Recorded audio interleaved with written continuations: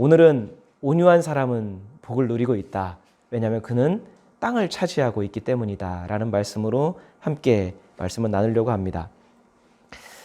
사람들은 높아지고 많아지고 강해지고 평탄해지는 것을 복이라고 믿고 그것을 추구하고 있습니다. 지금 현재 우리의 삶에서 경험하는 부족함, 불만족이 해결되어 가는 것, 그것이 신이 우리에게 줄 수 있는 복이라고 그렇게 믿습니다. 하지만 예수께서 말씀하신 복을 들여다보면 그것과는 좀 다른 것 같아요. 예수께서는 고난과 고통, 어려움과 무기력에 빠진 군중들을 향해서 팔복을 날려주시는데 사람들이 기대하고 소망하는 것과는 분명히 다르다라고 하는 겁니다. 현실이 지금 너무 어렵고 힘든데 고통스러운데 그것에서 좀 벗어나고 싶은데 지금 그 상황이 복이라고 말씀하시는 거예요. 마음이 가난한 게 복이다. 슬퍼하는 게 복이다 라고 말씀합니다. 육신의 필요가 채워지는 것, 육신의 문제가 해결되는 것만이 복은 아니라고 말씀하고 있습니다. 예수께서 말씀하신 복의 중심은 뭐죠? 왜? 무엇 때문에가 중요하다라는 거예요. 어떤 것을 가지고 있느냐가 어떤 것을 누리고 있느냐가 아니라 왜 그 상황에 있느냐, 무엇 때문에 그걸 겪고 있느냐가 중요하다라는 겁니다. 왜 가난하게 되었는지가 중요하고요. 무엇 때문에 슬퍼하는지가 중요하다는 겁니다. 지금 육체가 느끼는 편안함이나 안락함이나 그 좋은 감정보다는 우리의 마음과 생각이 하나님의 뜻 가운데 있는 여부가 중요하다는 것이죠. 복은 우리가 어떤 것에 가치를 두는지, 우리가 어떤 것을 소중히 여기느냐에 따라 달라집니다. 복이 반드시 풍성하고 넉넉하고 편안한 환경과 조건은 아닙니다. 내가 꼭 이루고 싶은 것이 무엇인지, 내가 목숨을 걸고서라도 지키고 싶은 게 뭔지, 어떻게 해서라도 내가 소유하고 싶은 게 무엇인지에 따라서 사람마다 느끼는 복이 다릅니다. 만약에 돈의 가치를 두고 있는 사람이라면요, 돈이 많은가 적은가에 따라서 행복해지기도 하고 불행해지기도 합니다. 어떤 사람은 진리의 가치를 둡니다. 그러면 내가 진리를 지키고 행하고 있느냐, 그렇지 않느냐에 따라서 행복해질 수도 있고 불행해질 수도 있는 겁니다. 어떤 것에 가치를 두고 있느냐예요. 그러니 우리에게 중요한 건 뭐냐면 일반적으로 사람들이 원하는 것, 사람들이 소망하는 것을 얼마나 많이 갖고 있느냐, 얼마나 많은 능력을 지니고 있느냐가 아닙니다. 중요한 건 뭐죠? 내가 무엇을 가치 있게 여기고 있는가? 내가 진짜로 소중하게 여기는 게 무엇인가? 나의 진심을 들여다보는 게 중요합니다. 그냥 우리가 머리로 습관적으로 생각하고 믿는 그런 게 아니라 실제로 내 마음이 무엇을 정말로 간절히 원하고 있는지를 알아야 합니다. 그래서 우리로 하여금 하나님의 뜻에서 멀어지게 만들고 하나님의 백성답게 사는 것을 방해하는 우리의 본성, 우리의 욕망, 우리의 욕구와 싸워야 하는 것이죠. 욕망이 원하는 것에 이끌리지 않고 하나님이 우리로 하여금 경험하게 하시는 삶을 향해 나아가는 그 복, 그것을 우리가 누릴 수 있어야 합니다. 예수께서 세 번째 복을 말씀하셨습니다. 우리 본문 5절 말씀 같이 한번 읽겠습니다. 온유한 사람은 복이 있다. 그들이 땅을 차지할 것이다. 마음이 가난한 사람, 영적인 슬픔을 소유한 사람에게 자연스럽게 나타나는 세 번째 성품이 있다면 그게 바로 온유함이라는 겁니다. 팔복을 시작하면서 함께 나눈 것처럼 모든 복의 시작은 어디에서 출발한다겠죠? 다 까먹으셨나요? 네, 마음이 가난한 게 모든 복의 원인입니다. 시작입니다. 그래서 팔복은 서로 떨어져 있는 게 아니라 모든 복이 하나로 묶여 있다라고 봐도 상관이 없습니다. 하나님만 의지하는 마음, 하나님만 신뢰하는 그 마음, 그 마음의 가난함이 복의 시작입니다. 마음이 가난하지 않고서는 하나님께서 주시는 복을 복으로 느낄 수 없습니다. 분명 하나님이 주셨어요. 복이라고 해서 주셨는데 내가 소중하게 여기는 가치가 다르니까 이게 복으로 느껴지지 않는 거예요. 복으로 인정하지 않는 거예요. 마음이 가난하지 않고서는 그 복을 느낄 수 없습니다. 그저 내 마음이, 내 욕구가 무엇을 얼마나 많이 가지고 있느냐가 복을 판단하는 기준이 되어버리는 것이죠. 마음의 가난함이 있어야, 하나님을 전적으로 신뢰하는 그 마음이 있어야 하나님께서 내 삶을 어떻게 이끄시고 인도하시고 붙잡으시는지 깨달을 수 있는 것이죠. 그래야 하나님이 주시는 게 보이는 거예요. 그럼 마음의 가난함이 복의 시작이라고 한다면 오늘 예수께서 말씀하신 온유한 것이 도대체 어떤 상관이 있을까요? 예수님께서 말씀하신 온유라고 하는 단어는 헬라어로 프라위스라고 하는 단어입니다. 프라위스라는 단어인데 다양한 뜻이 있습니다. 온순하다, 친절하다, 이해심이 있다, 온화하다. 이 다양한 뜻이 있습니다. 우리가 일반적으로 알고 있는 온유하다라는 단어를 한번 떠올려 보시고 그리고 여기에 있는 프라위스의 다양한 뜻을 함께 보면 그냥 온유하다라고 하는 것은 우리가 어떻게 생각할 수 있나요? 아, 그 사람 성품이 참 좋고 마음이 넓고 화를 낼 줄 모르는 그런 사람, 그리고 매사에 좀 친절하고 이해심이 많아서 사람들한테 호감과 매력을 풍기는 그런 사람이 바로 온유한 사람인 것 같아요. 근데 프라위스라는 단어가 구약에서는요, 다른 의미로 쓰이기도 했습니다. 바로 겸손하다라는 의미로 쓰였습니다. 구약에서 보면 아나브라고 하는 단어가 있습니다. 그 히브리어를 헬라어로 번역을 하면 그 아나브를 뭘로 번역하냐면 프라위스라고 다 번역을 해요. 대부분 프라위스로 번역을 합니다. 근데 이 아나브라고 하는 단어의 기본적인 뜻은 뭐냐면 겸손이에요. 그리고 우리 개역개정 성경에서는 온유하다라고 뭔가 이렇게 추상적으로 번역을 했지만 새 번역 성경은 대부분 이거를 바로잡아서 겸손하다라고 번역을 했습니다. 우리 민수기 12장 3절 같이 한번 읽겠습니다. 모세로 말하자면 땅 위에 사는 모든 사람 가운데 가장 겸손한 사람이다. 그러니까 아나브를 프라위스로 번역을 했어요. 그러니까 개역개정에서는 온유한 사람이다라고 했는데 겸손한 사람이다 하고 있습니다. 우리 시편 37편 말씀 같이 있습니다. 겸손한 사람들이 오히려 땅을 차지할 것이며 그들이 크게 기뻐하면서 평화를 누릴 것이다. 여기도 동일하게 아나브를 프라위스로 번역을 했습니다. 우리 스바냐 말씀 하나 더 읽겠습니다. 주님의 명령을 따르면서 살아가는 이 땅의 모든 겸손한 사람들아, 너희는 주님을 찾아라. 올바로 살도록 힘쓰고 겸손하게 살도록 애써라. 주님께서 진노하시는 날에 행여 화를 피할 수 있을지도 모른다. 그러니까 성경에서는 온유함과 겸손함을 다르게 보지 않습니다. 온유함은 겸손함입니다. 근데 이게 신약으로 넘어오면요, 온유와 겸손이 함께 쓰이는 경우들이 많이 있습니다. 우리 마태복음 말씀 같이 읽겠습니다. 나는 마음이 온유하고 겸손하니 내 멍에를 메고 나한테 배워라. 그리하면 너희는 마음에 쉼을 얻을 것이다. 우리 에베소서 말씀입니다. 겸손함과 온유함으로 깍듯이 대하십시오. 오래 참음으로써 사랑으로 서로 용납하십시오. 골로새서 말씀입니다. 그러므로 여러분은 하나님의 택하심을 입은 사랑받는 거룩한 사람답게 동정심과 친절함과 겸손함과 온유함과 오래 참음을 옷 입듯이 입으십시오. 그래서 구약과 신약의 이 용례들을 볼 때 온유하다라고 하는 그것은 우리가 흔히 알듯이 단순하게 성품이 좋은 사람, 아량이 넓은 사람을 뜻하지만은 않는다라는 겁니다. 화를 내지 않는 사람, 온순한 사람을 뜻하지 않습니다. 성경에서 누군가를 저 사람 참 온유하다라고 말할 때는 겸손하다라는 의미입니다.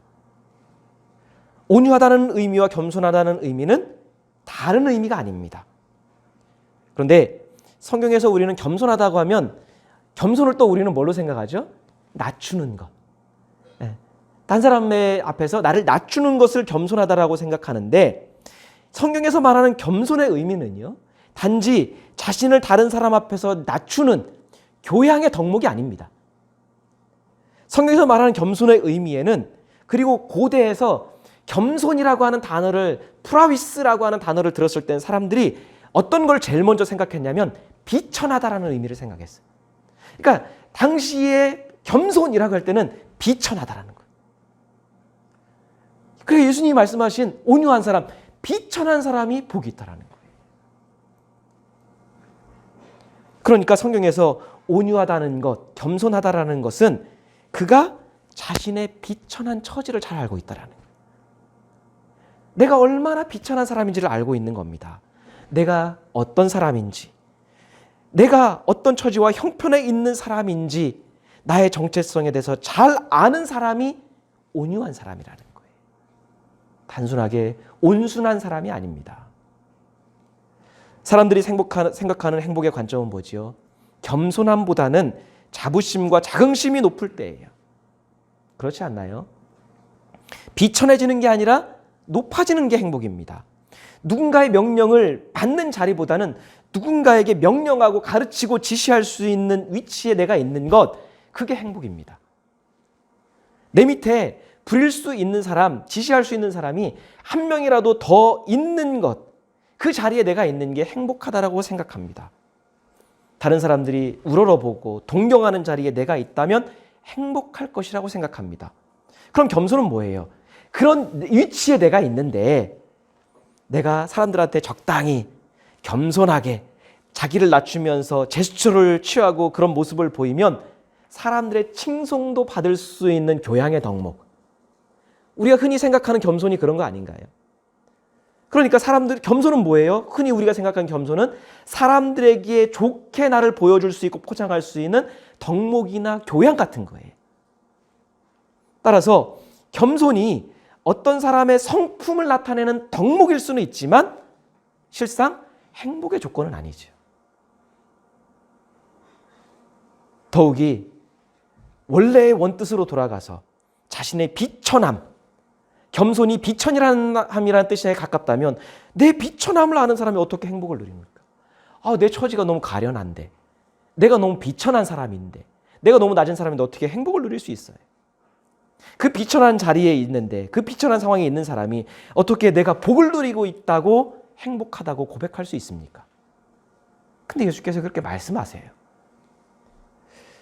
성경에서 온유한 사람, 겸손한 사람으로 직접 묘사된 사람은 딱 두 사람입니다. 한 명은 아까 성경 구절에서 다 나왔죠. 한 명은 예수님이고 한 명은 모세입니다. 그런데 여러분 모세를 한번 보면요. 과연 그가 온유한 사람일까 의문이 들어요. 모세는요. 혈기가 많은 사람이에요. 자기 동족을 괴롭히는 애굽 사람을 보고 혈기를 참지 못해서 죽였잖아요. 그냥 죽인 것도 아니고 주변에 사람이 있는지 없는지 보고 사람이 없는 걸 보고 죽였다고 했어요. 그러니까 작정하고 죽인 거예요. 작정하고 사람을 죽이는 사람이 온유한 사람이래요. 그리고 나서 미디안 강요로 가서 40년을 지납니다. 40년이 지난 후에 하나님께서 모세를 이스라엘의 지도자로 부르세요. 근데 여러분 우리가 하나님께서 모세를 부르시는 장면을 보지만 모세가 한 번에 하나님 부르신다고 해 예 알겠습니다 이렇게 갔나요? 하나님 계속 지속적으로 설득을 하십니다. 근데 어떻게 해요? 하나님 못합니다. 안 합니다. 그래요. 뭐라고 해요? 할 말이 없습니다. 사람들이 내 말을 안 믿을 겁니다. 말을 잘 못합니다. 자격이 없습니다. 계속 핑계를 대면서 버티고 있어요. 제갈공명도 삼고초려 끝에 했는데 모세는요 6번인가 7번인가를 거절해요. 하나님 부르심에. 결국 나중에 어떻게 합니까? 하나님이 역정을 내세요. 야, 좀 말 좀 들어라. 그러면서 그럼 아론 붙여줄 테니까 가. 결국에는 그렇게 하세요. 마지못해서 간 거예요, 여러분. 마지못해서 끌려간 거예요. 이렇게 안 하면 하나님 앞에 매맞을 것 같으니까 억지로 간 겁니다. 근데 모세가 그런 사람이에요. 혈기를 참지 못해서 사람을 죽이는 사람이고요. 하나님의 부르심에도 버팅기면서 고집을 피우는 사람, 정말로 고집 센 사람이 모세입니다. 근데 성경에서는 그런 모세가 온유한 사람, 겸손한 사람이래요. 게다가 모세는 분노하고 화를 내는 장면이 자주 나옵니다. 성경을 보면. 일례로 만나는 어떻게 해야 되죠? 그날 거둔 거는 그날 먹어야 됩니다. 하루가 지나면 이게 썩고 벌레가 생깁니다. 근데 이 백성 중에 일부가 이걸 남겨놓고 내일 먹으려고 했다가 거기에 벌레가 생긴 일이 생겼습니다. 모세의 귀에 들어갔어요. 그것을 보면서 근데 별거 아니잖아요, 사실은. 근데 모세가 역정을 내면서 크게 화를 냅니다. 우리 출애굽기 말씀 같이 읽겠습니다. 그런데 어떤 사람들은 모세의 말을 듣지 않고 아침까지 그것을 남겨두었다. 그랬더니 남겨둔 것에서는 벌레가 생기고 악취가 풍겼다. 모세가 그들에게 몹시 화를 내었다. 여러분, 그냥 본인이 가져가서 그냥 벌레 생긴 거잖아요. 이게 모세가 화를 낼 일인가요? 근데 모세가 역정을 내요. 몹시 화를 냈대요. 또 모세가 하나님께 율법을 받기 위해 시내산에 올라가 있을 때 백성들이 어떻게 했나요? 금송아지를 만들었어요. 그걸 섬겼습니다. 시내산에서 내려오선 모세가 그걸 봤어요. 얼마나 화가 났는지 뭐 누가 봐도 그건 화가 날 만할 것 같아요. 근데 얼마나 화가 났는지 어떻게 합니까? 하나님께서 친히 써주신 만들어주신 십계명 돌판을 어떻게 해요? 산 위에서 던져버려요. 그걸 깨트려버려요. 우리 출애굽기 32장 말씀 같이 읽겠습니다. 모세가 진에 가까이 와서 보니 사람들이 수송아지 주위를 돌면서 춤을 추고 있었다. 모세는 화가 나서 그는 손에 들고 있는 돌판 2개를 산 아래로 내던져 깨트려 버렸다.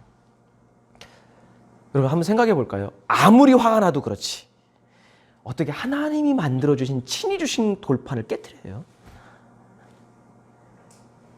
여러분 이런 사람이 온유한 사람인가요? 여러분 조금만이라도 온유하고 조금만이라도 겸손하고 조금만이라도 이성이 있다면 하나님의 말씀이 새겨진 하나님이 친히 써주신 돌판을 그렇게 함부로 다루지 않을 겁니다. 여러분 같으면 하나님이 친히 써주셨어요. 그렇다고 해서 여러분이 막 화가 나 이성이 이럴 정도 화가 났다 해도 여러분 그거를 던져서 깨트릴 수 있나요? 조금만 믿음이 있는 신자라고 한다면 화가 나도 성경책조차도 여러분 집어던지지 않잖아요. 차라리 옆에 있는 화분을 집어던지지 성경책 집어던지는 사람은 없잖아요. 여러분 저 같으면요. 화가 나면 십계명 돌판 옆에다 놓고요. 다른 돌 집어서 그걸 던진 것 같아요. 왜요? 이거는 너무나 거룩한 물건이기 때문에. 근데 모세는요. 손에 들고 있던 십계명 돌판을 집어던져요. 그런데 성경은 그런 모세가 땅 위에 있는 어떤 사람보다 세상에서 가장 겸손하고 가장 온유한 사람이라고 평가하고 있습니다. 뭔가 다르죠. 우리 생각하는 것과. 또 우리가 생각할 때 예수님은 다를 것이다 라고 생각합니다. 예수님은 다를 거야. 하지만 예수님도요. 화를 내실 때가 많아요. 차마 입에 담지 못할 독설을 제가 볼 때는 예수님이 욕쟁이 같아요. 독설을 퍼부실 때도 많아요. 여러분 바리새인들을 향해서 뭐라고 독설 퍼부셨죠? 우리 마태복음 말씀 같이 한번 읽겠습니다. 독사의 자식들아 너희가 악한데 어떻게 선한 것을 말할 수 있겠느냐 마음에 가득 찬 것을 입으로 말하는 법이다.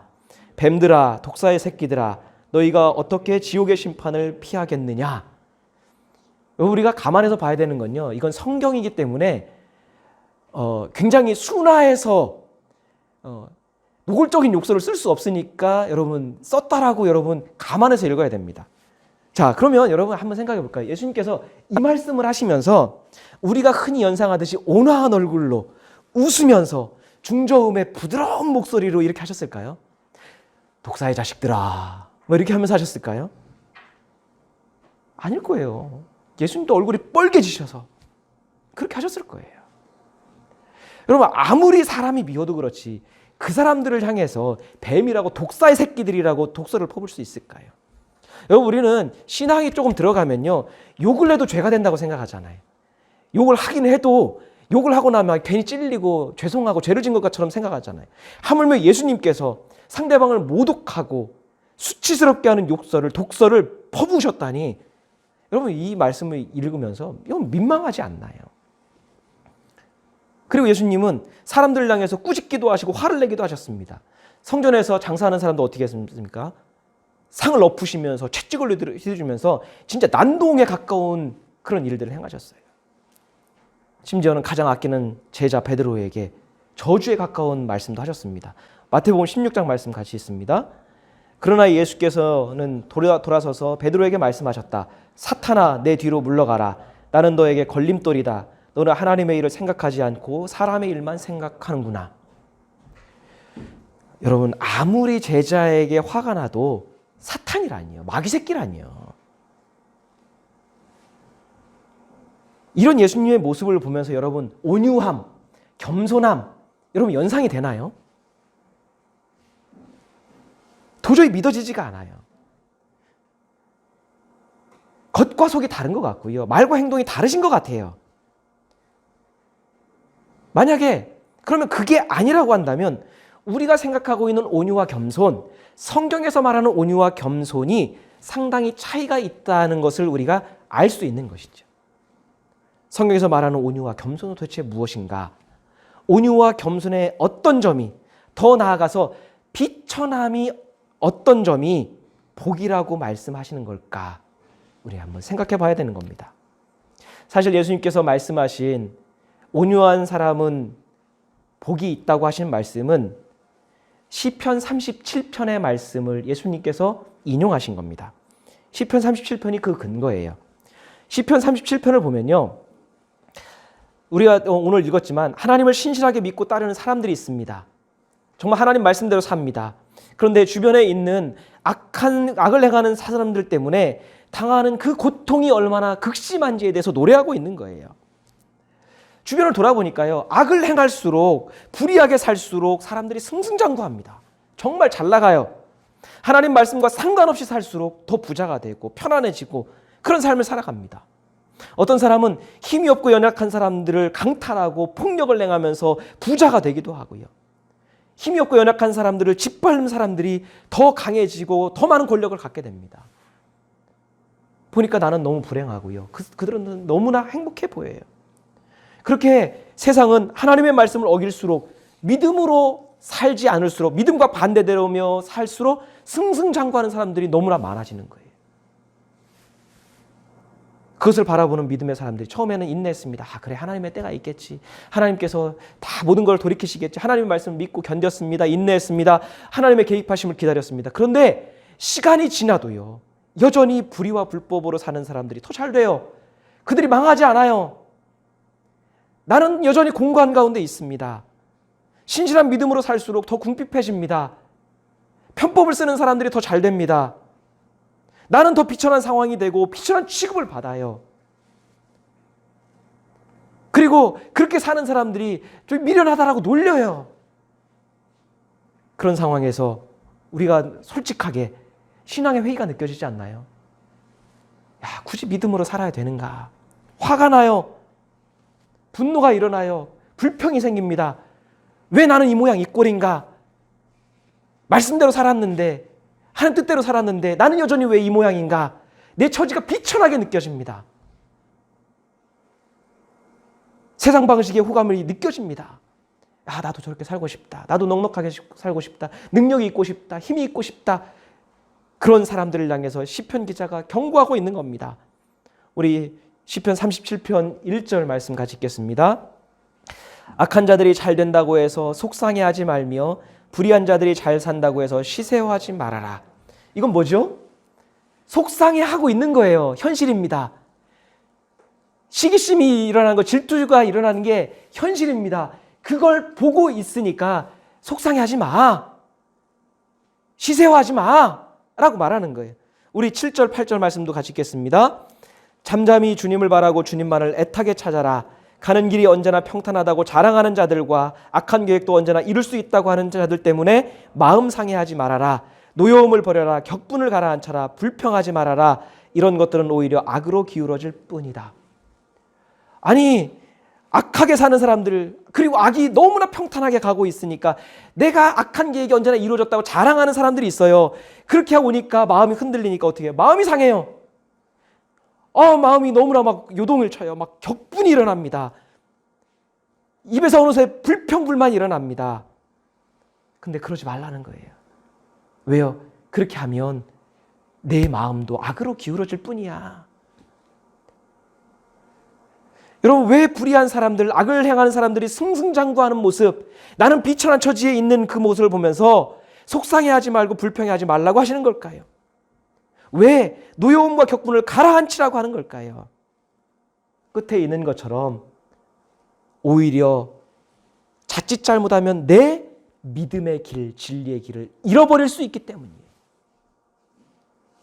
하나님 나라에 대한 소망을 잃어버릴 수 있기 때문입니다. 불평하고요, 마음이 상하고 분노하는 것이 습관이 되다 보면 어떻게 해요? 내 마음에 평정심이 없어져요. 분별력이 없어집니다. 내 마음이 요동을 칩니다. 바른 판단을 잃어버립니다. 그러다 보면 신실한 제자의 삶에 대한 분별력과 의지조차도 뒤흔들립니다. 하나님의 뜻대로 살려고 하는 결심과 목표도 상실해요. 왜요? 이제는 어떤 게 좋아 보일까요?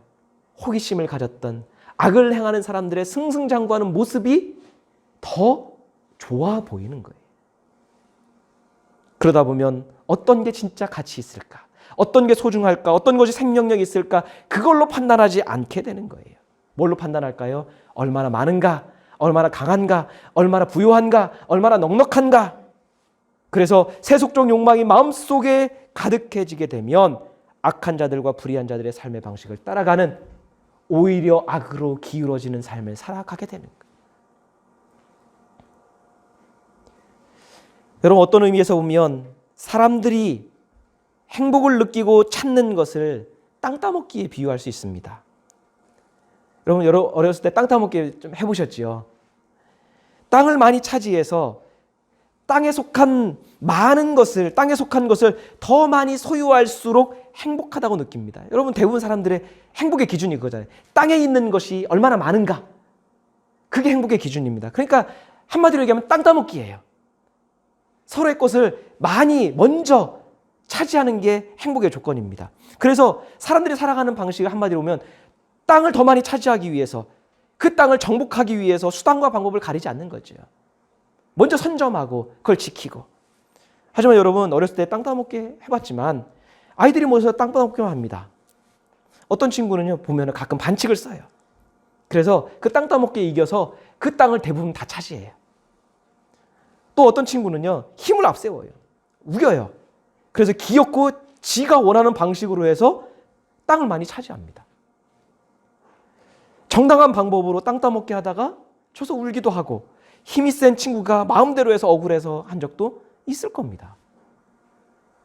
하지만 여러분, 그렇게 땅 따먹기를 내서 얻은 땅이 그 불법을, 편법을 쓴 친구의, 강한 친구의 진짜 땅이 되던가요? 시간이 지나고 집에서 부르면 아이들은 그 땅을 다 버려두고 집으로 갑니다. 그리고 땅 따먹기를 했던 그 선들, 그 치열하게 했던 그 선이 다 지워지고 흔적도 없어집니다. 여러분, 게임을 할 때 억울해서 속상하기도 합니다. 져서 마음이 상하기도 합니다. 근데 여러분, 그게 내 땅이 아니라면, 내 땅이 될 수 없다면 그렇게 힘을 앞세우고 규칙을 어겨가면서 이기는 것, 그 당시에만 좋은 게 좋은 걸까요? 그게 정말로 행복일까요? 그 놀이에서부터, 게임에서부터 규칙을 지키고 양보해 줄 줄 알고 기다릴 줄 아는 것이 결국에 궁극적으로 나에게 유익한 거 아닌가요? 게다가 그러한 땅 따먹기가 하나님의 약속이 있고 하나님의 복을 누리는 것이고 하나님의 백성답게 사는 것이고 하나님의 나라를 이루어가는 것이라면 더욱 그렇게 해야 되는 거 아닌가요? 그래서 시편 기자는 우리에게 이렇게 권고하고 있는 거예요. 시편 37편 3절에서 6절 말씀 같이 읽겠습니다. 주님만 의지하고 선을 행하여라. 이 땅에서 사는 동안 성실히 살아라. 기쁨은 오직 주님에게서 찾아라. 주님께서 내 마음의 소원을 들어주신다. 내 갈 길을 주님께 맡기고 주님만 의지하여라. 주님께서 이루어 주실 것이다. 너의 의를 빛과 같이, 너의 공의를 한낮의 햇살처럼 빛나게 하실 것이다. 우리 9절 말씀입니다. 진실로 악한 자들은 뿌리채 뽑히고 말 것이다. 그러나 주님을 기다리는 사람은 반드시 땅을 물려받을 것이다. 11절 말씀입니다. 겸손한 사람들이 오히려 땅을 차지할 것이며 그들이 크게 기뻐하면서 평화를 누릴 것이다. 이 11절의 말씀이 예수님께서 말씀하신 온유한 사람의 복입니다. 여러분, 시편의 기자는 결국 땅을 진짜로 차지하는 사람, 진정으로 땅을 다스리고 정복하는 방식이 무엇인지를 가르쳐주고 있습니다. 주변 악한 사람들의 소위 잘 나가는 모습 때문에 불평불만이 나오고 믿음의 대가가 없는 것 같아서 마음이 상하고 불법으로 성공한 사람들의 조롱 때문에 화가 나고 분노가 치밀어도 그 마음을 다스리며 주님의 말씀을 붙잡고 주님의 방식대로 사는 삶을 포기하지 않는 것, 그 결심과 마음이 바로 온유한 마음이고 겸손한 마음이라는 겁니다. 단순한 교양 덕목이 아니라는 거예요. 내가 얼마나 하나님 앞에서 비천한 사람인지를 알아야 내 욕심과 고집을 부리지 않습니다. 왜 우리가 자존심 상한가요? 내가 이만한 사람이라고 생각하기 때문이에요. 내가 이것을 가져야 될 사람이고 나는 이 위치에 올라갈 사람이고 나는 이런 평가를 받아야 될 사람인데 그게 충족되지 않으니까 마음이 상하는 거예요. 그런데 내가 비천한 사람인 줄 알면 그 욕심과 과욕을 부리지 않는 거예요. 고집 부리지 않는 거예요. 내가 나의 비천함을 하나님 앞에서 하면 분노하고 화가 나는 상황에서도 하나님의 섭리를 찾는 거죠. 비천한 내가 하나님 어떤 것을 붙잡아야 될까요? 그게 내 눈에는 선해 보이지 않습니다. 내 마음에는 불편합니다. 내 마음이 너무나 상합니다. 하지만 하나님께서 비천한 나를 최선의 길로 인도하실 것, 그것을 알고 믿고 받아들일 수 있다는 거예요. 한마디로 온유한 사람은 하나님의 다스림을 받는 사람이고 하나님의 말씀으로 훈련되는 사람이고 하나님의 약속을 전적으로 신뢰하는 사람인 거예요. 왜요? 내가 할 수 없어요. 내가 해서도 안 돼요. 모든 건 누가 하세요? 하나님이 하시는 거예요. 온유한 사람, 겸손한 사람은 무조건 화를 참는 사람이 아니에요. 분노를 느끼지 못하는 사람이 아닙니다. 온유한 사람은 분노를 느끼는 사람이에요.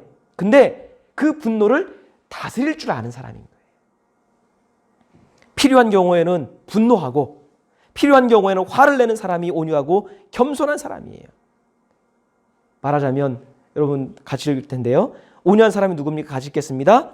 올바른 이유로 분노를 느끼며 적당한 사람에게 바른 방법으로 적절한 시간에 그리고 적절한 시간 동안 화를 내는 사람. 우리의 분노의 이유가 정당한가요? 적당한 사람에게 바른 방법으로 적절한 시간에 적절한 시간 동안 화를 내나요? 여러분, 왜 모세가 세상에서 가장 겸손한 사람일까요? 이스라엘 백성들이 모세를 대적하거나 비방할 때는요, 분노하지 않습니다. 맞서지 않습니다. 그 모든 것을 참고 감수합니다. 그런데 하나님의 영광이 가려질 때, 그리고 백성들이 죄를 지어서 하나님의 진노와 심판을 받을 상황이 되었을 때, 그때는 불같이 화를 내요. 그리고 성막에 들어가서 백성들을 위해서 하나님 앞에 간절히 기도해요. 모세가 왜 그렇게 했을까요? 자신의 비천함을 아니까요. 하나님 앞에서 내가 누군지 아니까요. 혈기를 참지 못해서 살인을 저지른 사람을, 이것저것 자격이 부족해서 무능력한 그 사람을 지도자로 삼아주신 것을 하나님께서 부르시고 인도해 주셨음을 알기 때문에 그렇게 하는 거예요. 그러니 40년 광야 생활 동안 백성들이 끊임없이 속을 썩이고 불순종해도 포기하지 않고 그 사명을 감당할 수 있었으니 그가 가장 겸손한 사람인 거죠. 그러니까 성경에서 볼 때는 모세만큼 겸손하고 온유한 사람이 없는 거예요. 예수님도요, 사람들이 예수님을 모욕할 때, 대적할 때, 경멸할 때는 화를 내신 적이 없습니다. 십자가에 달리셨을 때 어떻게 했나요? 예수님을 향해서 조롱하고 손가락질하는 사람들에게 분노하셨나요? 오히려 어떻게 했습니까? 저들의 죄를 용서해 달라고. 예수님이 분노하신 때가 언제인가요? 종교 지도자들이 가난한 사람들, 고통당하는 사람들을 품어 죽이는커녕 오히려 율법으로 정죄하고 억압할 때 예수님은 그때는 분노하셨어요. 성전에서 불의와 불법으로 부당한 이익을 취하고 사람들의 주머니를 노리는 권력자들을 향해서 분노하셨어요. 그때는 참지 않으시고 그때는 격분하셔서 그렇게 자기들이 땅을 차지하고 앉아서 다스리고 자신들이 땅의 권력자인 것처럼 행세하는 사람들을 향해서 분노하신 게 예수님이에요. 하지만 자신은 어떻게 하셨나요? 비천한 구유에서 태어나셨고 비천한 몫으로 사셨고 가난하고 비천한 사람들과 어울리셨고 가장 비천한 십자가에 죽으셨어요. 예수님의 일평생의 삶은 비천함입니다. 예수님은 평생 비천한 자리에 머물면서 하나님 뜻을 행하고 포기하지 않으셨어요. 예수님의 온유함과 겸손은요, 단순한 성품이 아닙니다. 단순한 교양의 덕목이 아닙니다. 그 비천한 삶의 자리에서도, 그 비천한 상황에서도 하나님 아버지의 뜻을 포기하지 않고 살아내신, 인내하신, 기다리신, 그리고 결국 이루신 예수님의 걸음이고 삶이 예수님의 온유와 겸손이에요. 겸손한 사람이, 더 나아가 비천한 사람이 어떻게 땅을 차지할 수 있습니까? 여기서 말하는 땅은 부동산이 아니에요. 토지를 말하는 게 아닙니다. 이 땅, 이 세계를 어떻게 하나님 나라로 만들어 갈 수 있는지를 말하는 거예요. 이 땅을 살면서 어떻게 하나님 나라를 경험할 수 있을까요? 누가 이 땅을 하나님 나라로 만들어 갈 수 있을까요? 억울하고 마음 상해도 하나님을 바라보는 사람이에요. 하나님 방식대로 살아가는 사람이에요. 예수의 가르친 대로 사는 사람이에요. 불의와 불법이 성행해도, 그래서 삶이 공고하고 비천해져도 불의와 불법으로 성공한 사람들을 동경하지 않는 거예요.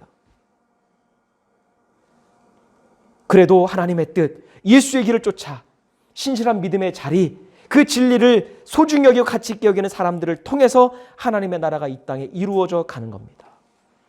하나님께서 그 땅을, 그 사람을 통해서 그 땅을 다스리시는 거예요. 그것을 통해 땅을 소유하는 거죠. 믿음의 사람들은 보이는, 실제적으로 소유할 수 있는 땅의 것은 없다 하더라도 보이지 않는 하나님 나라를, 하나님의 땅을 차지해 가고 있는 거예요. 곤고하고 비천한 삶인데 진정한 땅을 차지하는 복을 누리고 있다는 겁니다. 요즘 시대를 보면 목사인 저도 절로 불평이 나와요. 너무나 마음이 상합니다. 솔직하게 세상 사람들이 부러울 때가 있습니다. 하지만 그 속상한 감정에, 마음에 받은 상실감에 몰입하지 않아야 합니다. 감정이나 들어올 수밖에 없지만 몰입하지 않아야 합니다. 우리가 소망하는 것이 이 땅에서의 땅 따먹기가 아니라면, 결국에는 사라질 땅 따먹기가 아니라면 다시 하나님 나라의 마음을 두어야 되는 것이죠. 나의 가치를, 나의 소중함을 하나님 나라에 두어야 되는 거죠. 우리가 믿음으로 차지해가는 하나님 나라의 땅을 바라볼 수 있는 우리가 되기를 원합니다. 우리는 더 좋은 땅, 완전한 땅을, 잃어버리지 않는 땅을 소유하고 있기 때문입니다. 혹여 주님 말씀 때문에 비천해졌다면, 예수의 제자로 사는 삶 때문에 내가 비천해졌다고 느낀다면, 하지만 그럼에도 불구하고 참고 인내하고 기다리며 그 길을 포기하고 있지 않다면 여러분은 복을 누리고 있는 사람입니다. 여러분은 하나님 나라를 차지한 사람들이기 때문입니다. 함께 기도하겠습니다.